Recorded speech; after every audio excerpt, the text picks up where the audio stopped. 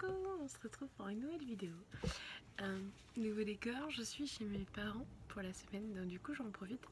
J'attends qu'ils sont en train de dormir, donc j'ai Chouquette à côté de moi qui fait son cahier de vacances.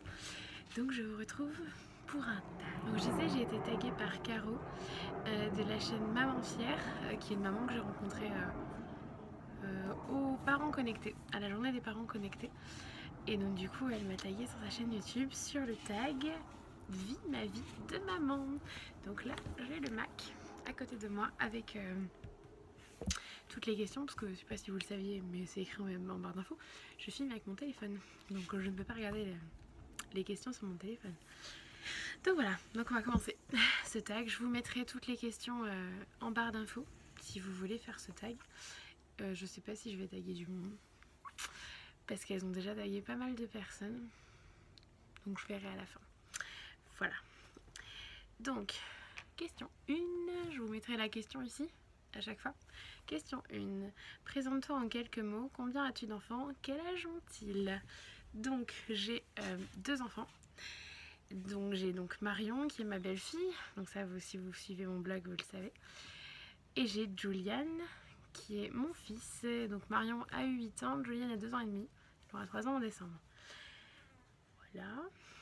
Question 2. Avant de connaître officiellement le sexe de ton enfant, le connaissais-tu déjà au fond de toi? Donc là pour le coup je vais répondre que pour Jou évidemment, puisqu'il n'y a que Jou que j'ai vraiment porté dans mon bidon.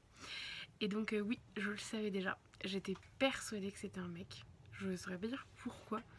Mais avec mon papa on était d'accord là-dessus. Je devais être à 4 mois de grossesse. Ouais, et j'ai dit on s'est dit avec mon papa, c'est sûr ce sera un garçon. Mon homme disait que ce serait une petite fille. Et en fin de compte, on a eu raison. Désolée si j'ai les yeux un peu plissés.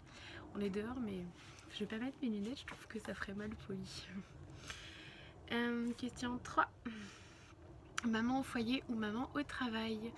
Eh bien, les deux, je dirais, puisque j'ai été maman au foyer, maman en congé parental, jusqu'aux 8 mois de Jou. J'ai repris le boulot et j'ai arrêté mon contrat il y a maintenant quasi 2 mois, au mois de mai, parce que ma patronne est tombée enceinte et donc on a arrêté mon contrat. Donc maintenant maman au foyer, maman au chômage même, mais jusque là c'était maman qui travaille, donc un peu les deux. Question 4. As-tu un objet ou quelque chose de symbolique faisant référence à ton enfant qui ne te quitte jamais? Qui ne me quitte jamais. Je dirais que dans nos voitures, mon homme comme moi, on a une paire de chaussons de chaton. Mon homme a les premiers chaussons que j'ai fait personnaliser pour Jou, donc avec son prénom. Et moi j'ai la toute première paire qu'il a portée, qui est la toute première paire que j'ai achetée pour annoncer ma grossesse à ma maman. Donc on lui a confié en fait un doudou, une tétine et des petits chaussons, et je les ai maintenant accrochés dans ma voiture. Et sinon j'ai ça. Voilà, le tatouage de mon fils. Évidemment ça me évidemment ça ne me quitte jamais, ça ne risque pas. Mais sinon ouais, voilà. Ouais, c'est une bonne réponse hein, je pense.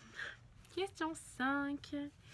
As-tu déjà vécu une situation où ton instinct de maman a pris le dessus?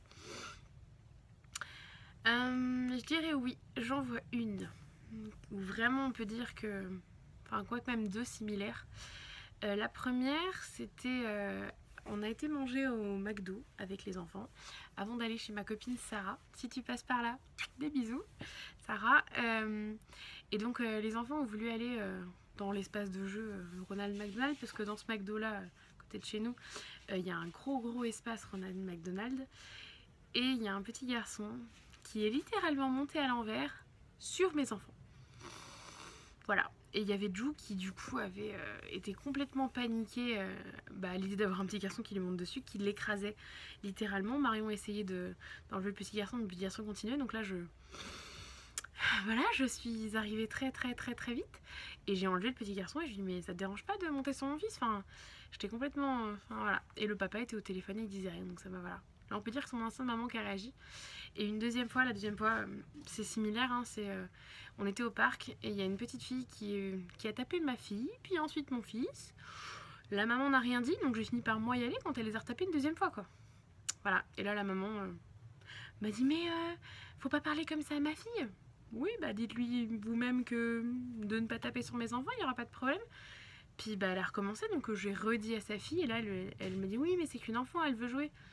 Pour moi, mes enfants, quand ils ont envie de jouer, ils n'ont pas l'autorisation de taper, donc je vois pas pourquoi la tienne aurait l'autorisation. Donc voilà, donc là oui, c'était mon instinct de maman qui a réagi, mais vraiment. Question 6. Fais-tu partie de ces mamans qui ont gardé leur test de grossesse? Eh bien oui. C'était même très très symbolique pour moi de le garder, parce que j'ai mis 9 mois à tomber enceinte de Ju, pour des soucis non pas physiologiques mais plutôt psychologiques, des soucis avec la mère biologique de Marion, qui nous faisait plein d'histoires à ce moment-là, donc c'était compliqué de prendre du recul et de se dire oui on le fait, on en a très envie, mais on savait que ça allait être compliqué derrière, donc voilà. Donc oui, je l'ai gardé, et j'ai même gardé, dédicace à Caroline parce que je sais qu'elle en a parlé dans sa vidéo, j'ai même moi aussi, Caro, gardé le petit bout de cordon et la pince à clampe. Il a les deux dans sa boîte à souvenirs. Donc je peux pas vous montrer, là je suis chez mes parents donc je les ai pas avec moi, mais pour le coup j'ai regardé tout ça. Caroline vous le montre dans sa vidéo. Donc voilà, j'ai gardé tout ça moi aussi. Hashtag maman nostalgique, hein. Totalement de ces... Je revivrai, je donnerais cher pour revivre ces moments. Voilà, avec mon fils puis avec un autre aussi, hein. Mais je vais pas en parler tout de suite puisqu'il y a une autre question là-dessus, il me semble. Donc voilà pour la question 6. Question 7. As-tu du mal à te séparer des affaires de ton enfant? Eh bien oui, beaucoup de mal, même énormément de mal. Disons que là maintenant qu'il est plus grand ça va mieux, mais Ju a une boîte à souvenirs dans laquelle il a son pyjama de naissance plus plusieurs pyjamas que j'ai été incapable de donner, de vendre ou quoi. J'ai prêté à ma meilleure amie une des tenues de Ju qui est multicolore. En gros, elle est c'est chez H&M, c'est un ensemble body, bonnet et petit legging rayé multicolore avec sur le body manche longue, il y a marqué même plus dad égale mi. J'adore cet ensemble. C'est l'ensemble que Ju portait sur la photo du faire-part avec sa sœur, où il est dans les bras de sa sœur. Et ça, je lui ai prêté, et elle sait que ça m'a beaucoup coûté de lui prêter, mais c'était pour mon petit filleul, donc voilà. Mais par exemple, c'est une tenue que c'est là, voilà, c'est une petite tenue que je suis incapable de me séparer. Comme son t-shirt pour son premier anniversaire, comme où il y a marqué I am one. J'ai un an. J'ai un même, plutôt que j'ai un an. Enfin bref, c'était pour son premier anniversaire. Sa tenue qu'il a portée pour sa fête de premier anniversaire, sa tenue pour son deuxième anniversaire. Il y a plein de petites choses comme ça que je suis incapable de me séparer. Ses premières chaussures, ses chaussons, voilà, il y a plein de choses. Ses vêtements de manière générale, là, ça va, mais il y a quelques vêtements, je peux pas. Voilà, je ne les vendrai pas et je l'assume. Ils sont dans sa boîte à souvenirs et je suis incapable de m'en séparer. Question... on est à la 8. Un achat qui te trotte dans la tête depuis quelques temps mais que tu n'as pas encore fait. Eh bien on en parlait tout à l'heure avec ma maman. Je me pose la question si je l'achète ou non, tout simplement. C'est le Mayumi. Vous avez dû en entendre parler. Parce que chaton, si vous nous suivez sur le blog, pareil, vous devez le savoir, on cododote. Parce que j'allaite encore. Donc voilà. Mais du coup la transition... J'ai peur que la transition à son lit tout seul soit très compliquée, puisque là, même là chez mes parents, j'essaye de le faire dormir seul sur un petit matelas, et c'est compliqué. Et donc du coup, je me demande si ça peut pas nous aider, parce que du coup, il t'aide surtout le soir pour s'endormir, à la sieste pour s'endormir, puisqu'il est avec moi, parce que chez sa nounou, c'était pas le cas. Et en fait, il t'aide qu'à ces moments-là. La nuit, c'est plus un confort, hein. Quand il me le demande, il se réveille, il pleure, il me le demande. Mais du coup, je me demande si ça serait pas la solution pour le faire au moins dormir seul dans son lit, qu'il s'endorme seul dans son lit. Même avec moi à côté, mais voilà, si ça pouvait nous aider. Je me tâte, donc du coup, voilà. Mais vu que c'est quand même un... Bon, j'ai été voir sur le site, mais c'est quand même, à la base, pour moi, dans ma tête, c'était quelque chose quand même d'assez cher. Finalement, j'étais voir, ils ont fait des nouveaux modèles, dont un tout petit. Donc du coup, peut-être que ce sera un futur achat à faire. Voilà, je vous en reparlerai sur Insta si je le fais, hein. Voilà. Question 9. On dit souvent que pour un premier enfant, on a du mal à acheter de l'occasion. Penses-tu réagir différemment pour ton prochain enfant? Donc oui, il y aura un prochain enfant, parce que je sais que Caroline a rebondi sur cette question. Nous, il y aura un prochain enfant, c'est un projet en tout cas. Et du mal à acheter de l'occasion pour un premier, je dirais que nous, on n'a pas eu de mal, puisque Ju a sa poussette. Enfin, c'est 2 poussettes. Les 2 poussettes qu'on utilise sont cosy, son lit, sa commode, tout ça était d'occasion. Et on a acheté énormément de choses d'occasion, parce que moi, ça me posait absolument pas de problème d'acheter d'occasion. Il y a des choses que je voulais acheter neuf, mais ça m'a pas posé de problème. Tout ce que je vous ai cité, voilà. Donc ça m'a pas posé de problème pour le premier, ça m'en posera pas pour le deuxième. Voilà. Donc on continuera à acheter de l'occasion, et s'il faut. Voilà. 10e question. Un fait marquant depuis la naissance de ton enfant à nous raconter, qu'il soit heureux ou un peu moins. Cette question, je sèche un peu parce que le seul fait qui me vient, c'est son premier Noël qui a été très très très compliqué par rapport à la maladie de ma maman. Je vous mets le lien en barre d'infos de l'article dans lequel je parle de ça. Mais sinon, en fait marquant, j'ai pas réfléchi. Un fait marquant.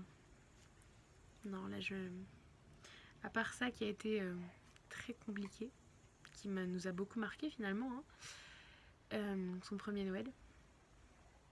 Mais son deuxième a été magique. Donc voilà, non.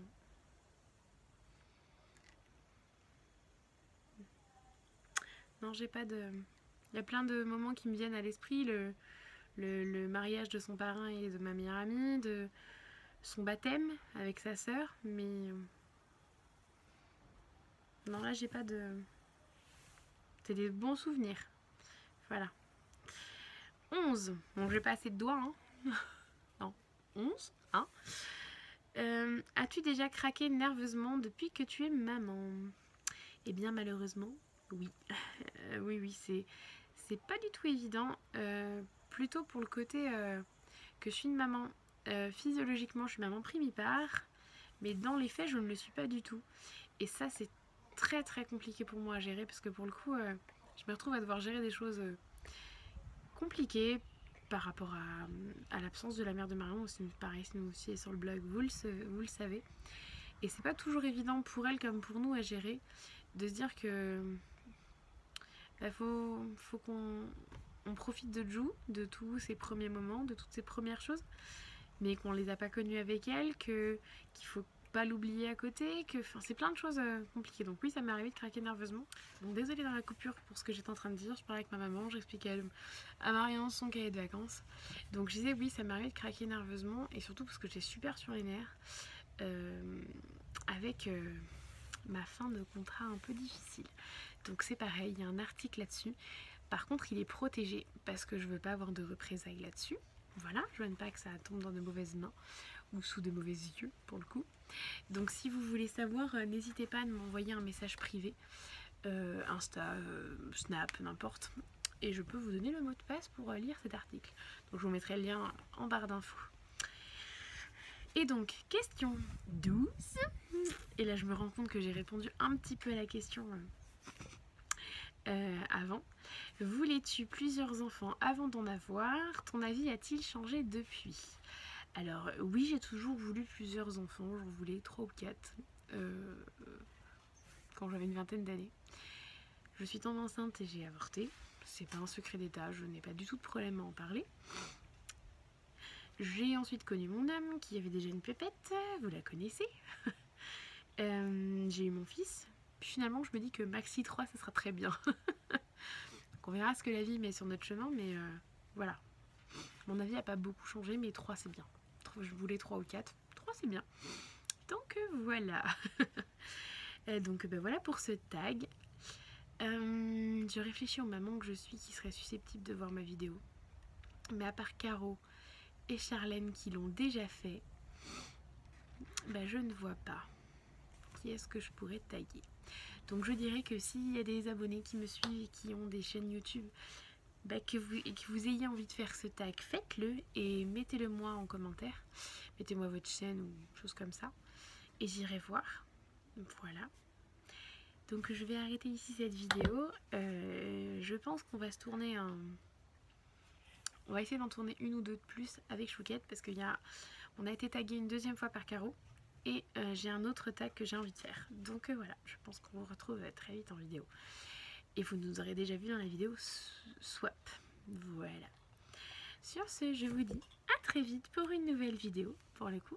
Et sur le blog, si ça vous intéresse, je mets toutes les infos en barre d'infos. Et je vous dis à très vite.